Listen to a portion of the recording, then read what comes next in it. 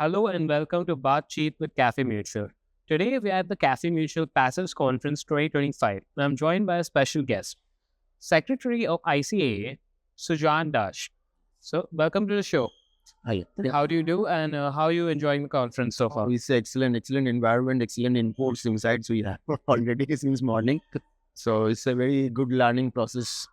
Thank you. So, you mentioned to me off camera that you've just begun distributing passive funds. So, what led you to recommending passives? So some maximum of youngsters, our clients, childrens, they are very much Gen Zs, Right. very much into in ETFs and passive funds. So we have to adopt that things also in our business practice. So that led me to understand what is the main things and what's the hacks, uh, active and passive. And you Gen Z. So, what do you think is the biggest difference between Gen Z versus an older generation? Someone say 40s, 50s. What's the Very difference? good question. Because the main thing is they are very much tech savvy. Hmm. They are very much aware of the cost involved in the investment. They want lesser cost investment products. So that's why they go for a online app for doing for investing in shares. Yeah, you know, right? Right. So lots of zero brokerage apps is there. Though they have lot of loopholes, but they don't want to understand that because the comfortability and the easy availability of the product and the buying selling things, because ETFs and exchange traded fund and the passive funds, this is very easier to track and buy and selling very low cost Right. in terms of in other active funds. And considering how tech savvy the new generation is, do you think MFDs should also evolve in terms of technology? Yes, obviously. And Otherwise, how?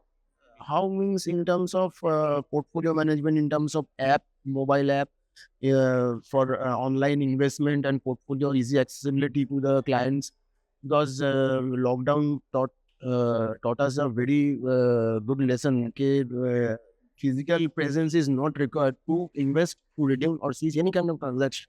So online things, technology is the main things. You have to adopt these things. Otherwise, it will be very difficult for MNTs to survive. Right. And so you, since recently you've integrated passive funds, Yes. have you seen any impact on your business? No, not at all. My active funds also grow. My passive is also stepping forward a little bit of small steps. So in future, we able to handle both the things parallel. And since you've recently gotten into passive funds, there's so many of them. Yes. How do you shortlist the correct passive fund for your client?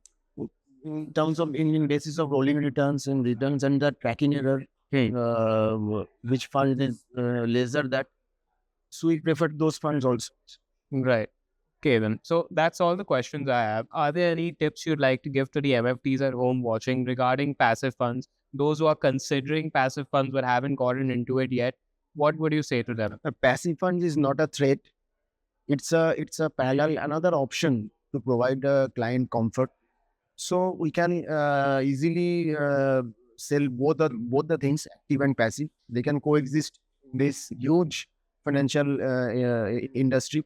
So I say that we have to consider these things in the future investment products in terms of future. So thank you.